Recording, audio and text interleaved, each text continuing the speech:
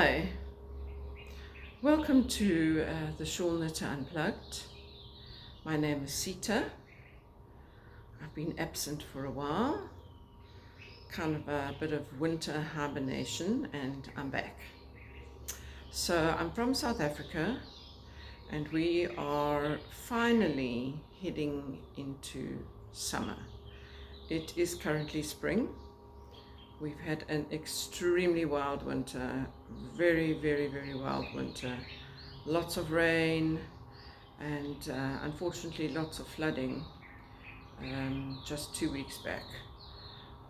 It's been pretty devastated, our part of the country, a very large area, lots of roads washed away, lots of service interruptions, but nevertheless, Africa is not for sissies, and we have survived. So I'm back to say hello and to give you a little show of what I've been up to and let you know what's coming up. I kind of lost it in the winter. I lost my desire for making videos, and I also did not really have very good internet connection. So the last video I did upload was without sound for half the video, and I think that was due to the fact that it probably took about 3 days to upload 29 minutes of video, and somewhere in between, with all our electricity going off and what have you, it damaged the process, so there was no voice on it. So I thought, okay, that's a sign.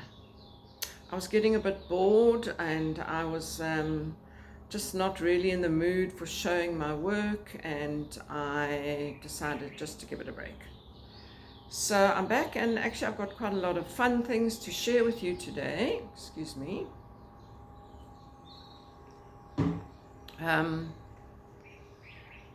Yeah, lots of yarny fun things on the go. I had the great privilege of entering and winning finally a competition on Instagram. I often, enter these like and tag a friend and win a skein of yarn situations, and I've done that quite a few times in the last couple of months, and I obviously had done it a few more times than I remembered, because when I received a notification from Ching that I had won the prize, A, I wasn't even sure what the prize was, and B, I thought, I'm sure that this is a scam because I could not remember. But then I got the email and I realized it was real, and I was so excited. Then I had to figure out how to get my gift from the UK to South Africa, which you might think we feel like we're living in the dark ages here in Africa, but we're far away, we're very far away from everywhere. So unless you courier it, which is very pricey, the postage is not very good. It doesn't really risk get here, or if it gets here, it goes missing, and then we have to pay huge duties. They open every single parcel. So I was lucky enough to have somebody who I kind of vaguely knew who was in the UK, and I just sent them a message and said, please will you accept this parcel and bring it home for me. So they did. Let me show you what I got. I got this gorgeous set of 12 mini skeins from Ching Fiber. And it was such a joy to receive all these gorgeous colors. Some of them are solids, some of them are semi-solids. There's some gorgeous, lovely speckles. I'm sitting outside on a covered veranda, so it's quite bright out here. I'm sure the colors are blown out a bit, but nevertheless, here they are. They're so beautiful. So I've got 12 of these in fingering weight, and they're just so fresh and yummy that I haven't decided yet what to make with them. I just like to keep them next to me and get an idea. I have recently finished knitting the most incredible circular throw by Curious Handmade. Helen, I'm trying to think of her surname. Curious Handmade is her name. This beautiful circular anthology throw, which was designed to be used with a set of Advent minis. So I've just made one of those, and I didn't use Advent minis. I didn't have any. I've never had Advent minis or any other kind of minis really. So I just used my scraps, and I have made this absolutely stunningly beautiful, huge, lovely anthology throw. And I thought perhaps I would use my Ching fiber minis to make another one. This is a round throw. It's beautiful on the bed, but I actually realized that it's also fairly gorgeous to wear. A bit hard for me to get too far away from the camera, but you can see I love the border. I used this deep blue with a red edging, and I used every scrap imaginable in my stash, and it's just a divine design. It's very cozy actually to throw over your shoulders. So that is one of my favorites that I made during the winter. And I'm wearing something else that is also new and also very, very lovely. I met somebody who was visiting South Africa from Norway, and we got speaking about Norwegian yarn, and I said how I would love to make something with some non-superwash real wool Norwegian yarn, and she offered to send me some. So I placed an order, and I received 4 colors of Rauma Phenol, which I've seen and heard so much of on other podcasters' podcasts, and how lovely it was. So I placed an order. They have so many colors, it was quite difficult, but I went within my range of browns and oranges, and then there's this lovely, which is actually like a light olivey green on the top, and I made this absolutely divine kind of kimono style loose cardigan top from Romy Hill, with the most interesting construction.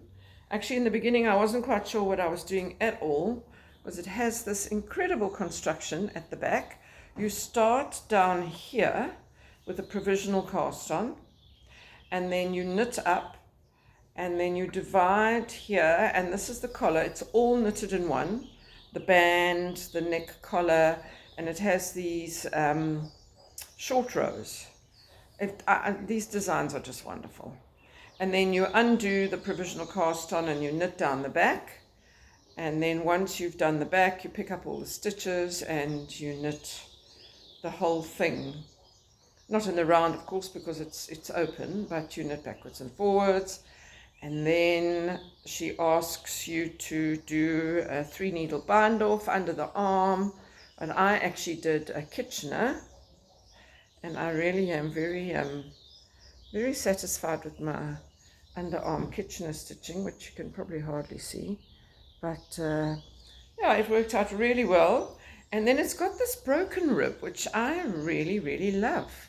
This rib is a 2x1, and then on the wrong side, or on the next row, you just knit, because this is circular. And when you do it down the bottom, it's 2x1 on the right side, and on the wrong side, you just purl. And it gives this look of a rib, a sort of flattened rib, that does not pull in at all. Excuse me. I would highly recommend any Romy Hill pattern. She is such an innovative designer. She always comes up with some very interesting techniques, and she actually has a lot of videos as well on how to do them. So yeah, really lovely, and I love this. I wear this, so it's fingering. It was quite sort of sticky, scratchy to knit with, But you know, I trusted that it was going to block into some beautiful textile, and it really has. I mean, the stitch definition is absolutely gorgeous. It's so smooth. The colors are divine. So I'm now the proud owner of a little cardigan called Colorico from Romy Hill, out of this lovely Norwegian Ramafino, which I'm loving. A few other things that I made. I'm totally in love with this. This is a gorgeous little scarfy shawl, and I'm very proud of my lace knitting. This is by Eri Shimizu, and it's called Muka.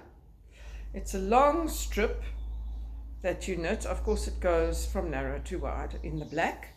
So this is a lovely zebra yarn, if you will. This is from Karoo Moon, and it's got a gradient to it. So it starts off lovely, speckly, light grey, and then it moves on to this lovely dark into the black, which it's really fascinating. And then these little bubbles are crocheted out of the mohair, the same mohair that is in this absolutely lovely lace. I really love it. It's really gorgeous. I'm very happy I could make it. I did make a few errors while I was doing it, but not visible. It's just gorgeous, and it's just a light little wrap. You don't even feel it around your neck. It's so stunning. Just, you know, a little bit of warm fluff. So I'm very happy with that. And I did, I actually looked at some of the pattern pages on Ravelry, because the edge was a bit of a problem. It was curling. They suggested a crochet cast off, and I wasn't very excited about that. But eventually I ended up doing a 2-stitch I-cord out of the fingering merino yarn that I used, and I absolutely love it. It's just 2 stitches of an I-cord. It holds the lace absolutely perfectly. It's really, really lovely. And then on the sides, I used the crochet technique, and I crocheted along the edge. So it's sort of encased in this very thin line of the variegated black. This is a beauty. I would suggest anybody who wants to try knitting lace, have a go with a small section like this. This is a fairly small section of lace, and there's a chart, and there's also written explanations. Yeah, I sort of vacillate between using the charts and using the written explanations. I'm getting into charts. If there is no written explanation, I will obviously use a chart. But it seems to me that if there is a choice, I go to the written explanations, which is a bit crazy, but anyway, it's all there, and whatever floats your boat, I guess, is the thing that you're going to do. So those are probably things that you have not seen before of mine. I do have my gorgeous geode hanging around here, which I thought I would share with you. I might probably have shared it with you already, but this is a gorgeous, gorgeous, big, oversized, wonderful sweater from AGO Knit, and I did it in this very interesting alpaca and merino combination. I dyed up this green, so it's green, and then it's got this lovely color work on the bottom and on the sleeves. It's like feels like a big polar bear. It's really lovely and soft, and actually very warm. So I've managed to get good use out of that this winter. I am very soon, actually almost a month, on the 4th of November, I will be heading back to India. So I won't be taking many of my lovely knitwear with me. I'll take some of my shawls, because those I will be selling. And I'm off to India for about 4 months. So I will be definitely knitting there. I am again on the hunt for more silk yarns, some linen yarns, and I've found lovely merino silk yarn, and so I've been busy on the internet searching out all these new yarns, and the samples are waiting for me at my lovely guest house that I stay in Delhi. And so when I land, I'll have this fantastic surprise of a whole lot of new yarns to try out. So I'll be making quite a few samples to see which yarns I want to bring back to South Africa. That will only happen when I return at the end of February next year, but that time will go very fast. So there is, we are very excited that there is going to be a fibre festival in Cape Town in 2024, in March. I have applied to vend, holding thumbs. I'm sure, I don't see why I won't be accepted. I have had some communication with them, and I will be selling the silks. And to my knowledge, I don't think there's anybody else with these kind of yarns. So I'll be bringing back a whole lot to sell at the Fibre Festival. I will also have some, once again, wonderful block printed, lightweight cotton textiles, which are really lovely. And I'm also going to bring this time some absolutely beautiful Indian essential oils.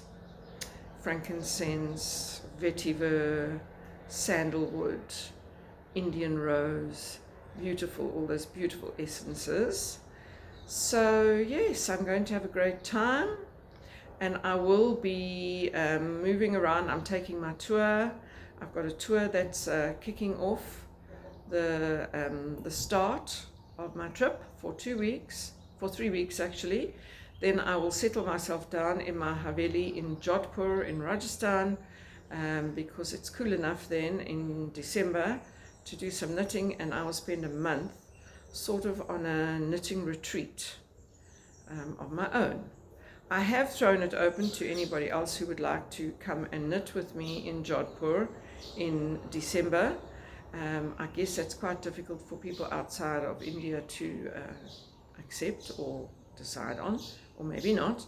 But let's see, I hope I do have a few local people who will come and join me, but nevertheless I will be there either on the rooftop of the Haveli overlooking the blue city and the amazing fort up on the mountain, knitting my samples, knitting my linen, knitting my silks. I'm very excited about that. Then I will return in February with all my treasures to share with you. I'll definitely do some podcasts as I go along. My last Indian podcasts were very, very popular. So you can expect more from me on a more regular basis. Something else that's lying here on the table that I also received from my friend in Norway is this Sanders Garn Lena, which I see is also very popular. This is a lovely lime green, which is also blown out a bit. I've been sitting with this for a while now, just sort of waiting to do my project, which will have to wait also until I go to India. This is going to turn into a lovely Helix pullover by Jessie May Designs. It's a lovely sort of vertical lace top, quite open, quite holey, very nice to wear over a top. And it is, it doesn't actually have, it has much less linen than I expected it to have. It's 53% cotton, 33% viscose, and 14% linen. But it does feel very nice, and everybody that's knitted with it, as far as I can see, has really enjoyed that. So that is basically it, except for the hot topic of the moment, which will begin in 2 days' time, which is the West Knits, Stephen West, Geogradient MKAL. Very excited about that, and I have, as per usual, come out to the little town of Robertson to my friend Lenka. We have a tradition of getting together for at least 1 week when the MKAL starts. This time I'm here for 2 weeks, and we cast on together with a bottle of bubbly, and we knit the MKAL shawls. We love them. We have our good stash. There's some we've knitted more than one of. In fact, I do have one of mine here, but it's in the bedroom, so I'm not going to get it out. I'm very excited. I'm looking forward to the Geo Gradient. Of course, have no idea where it's going. Although, I don't know why I'm thinking Intasha might be involved, because it's never something straightforward. But let's see. Nobody's actually mentioned Intasha yet, but I'm betting that it's something like that. So I have my colors. I did order a kit from one of our fantastic local dyers called Big Fox, and I'll show you now. What I'm going to use is not actually the full Big Fox kit. I ordered it in the very beginning, and once I'd hauled out my stash, I swapped out a couple of colors, and so I've got this lovely gradient with 2 of the Big Fox and 2 of my own, which I wonder what they are. I think actually one of the others is also a Big Fox, and the yellow is from a new dyer, Eldert Yarns. So let me show you. I have actually knitted my swatch, which I never do, but I just wanted to see what the colors would work out like. I haven't cast it off or anything yet, because I want to. I'm a bit scared I may lose yarn chicken if I don't use this yarn. So the second color, it's yellow, and then it's a light lime green, which you can't really see. It's very bright outside here. No, but I think you can see that there's a gradient. Then there's a dark green, which looks super dark, and then there's sort of a charcoal brown, which actually looks black. I'm trying to see how I can give you. There you can see the green, you can see it. So it's very not my colors, and that's been my object this year, is to break away from my standard orange. That's the yellow, looks very, very light. That's the lighter green, also doesn't look the same color that it is. Then this is absolutely divine, this dark forest green, which you can't really see the total nuances of it. And then this is the dark chocolate brown. So here they all are, and they kind of go pretty much with my little top that I'm wearing. So we're very excited. We're already looking forward to that, getting all our current whips off the needles. I've got one of my whips here that I should finish in the next couple of days. It's really fun. This is by Amber O'Brien. It might be a bit difficult to show you because, as per usual, I'm in the middle of a row whenever you want to show something, but it's a triangular, very wide, shallow. It's a shallow triangle that's very long. Garter shawl with this lovely little, I think it's called Daisies in a Row stitch, which I've picked up in some bright color pops from the Karoo Moon minis and black. It's much brighter green than it looks here. It's actually very acid green, so it's going to be fun. And I'm very near the end, very, very near the end. So maybe by tomorrow that'll get done, and then it's quite fun. I really like it. It's basically something very simple, but I just love the bright stripes and this lovely stitch, which I remember very much as quite an old-fashioned stitch. Somebody told me that it also looks quite a lot like a crochet stitch, but it's not. And this is called Fruity Tingles by Amber O'Brien. I've knitted quite a few of Amber's shawls this winter. I really do enjoy her shapes, and so this is the one that I'm working on right now, and I do hope to finish this tomorrow. So I think that's about all I can actually say about knitting.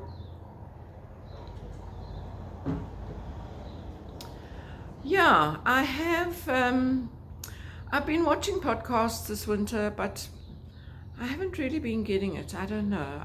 It feels to me that everybody's on the test knitting bandwagon, so everybody is making test knits, which they can't show. and it seems to be the flavor of the moment, to be test knitting. And yeah, this sort of pressure that everybody's feeling to make stuff to show in the podcasts. Well, I'm constantly making stuff, and I don't really have that syndrome of being pressurized to show stuff. So, I was doing a podcast every week, and I'm probably not going to do one every week, because from now on I'll be traveling a lot, and I might just be putting up some shorts, some little videos of some amazing colorful spaces, and maybe amazing textiles, a bit of my India trip, and then every now and again, maybe once a month, I'll do an in-depth show and tell, and let you all know how I'm going with my silks. This is really lovely. This whole border is knitted together with the top. And can you see how it sits so beautifully up against your neck? This is a totally stunning top. It can also be made with long sleeves, but I didn't really think I was going to have enough yarn, and I wouldn't have. But it is just such a perfect thing just to throw over. Anyway, I'd like to thank you for joining me today, and if it's your first visit, please would you like and subscribe and follow me, and you'll be in for a very colorful journey over the next few months, when I will be in India for 4.5 months actually. I'll be back in my noisy spaces where it's impossible to avoid the sounds of life, but apparently you enjoy those sounds. So I'm going to take you along with me. There will probably be a couple more short videos before I leave, within the process of the MKAL, of Linka and I, with our MKALs, and a bit of whips to show you, and a bit of a cheers to start with. So looking forward to that, and yeah, let me know if you're doing the MKAL, and I'd love to see what you're doing. And in South Africa we have at least one group that is going to be zooming along, having some regular zooms, showing our work, and talking about the MKAL. And then of course there's the wonderful Irina and Martin of Fiber Chats and Knit 365. They're going to keep us entertained. So we're going to be back on the MKAL series, as I call it, our little series of MKAL on YouTube, to keep us entertained while we knit. And Stephen's going to be showing us all the amazing videos of how to do these fantastic new techniques he's going to teach us. So have fun, enjoy your knitting if you're a knitter. If you're not a knitter, just enjoy the content. It's going to become quite a lot more interesting as I travel about, but today I am here on this beautiful patio. I can maybe take a chance and show you. Here I am. There's the cat eating her breakfast. There's some clivias. We went to a clivia show. My friend has lots of beautiful plants on this gorgeous covered patio. And this is where I am today. So take care, have fun. Thank you so much for joining me, and see you next time.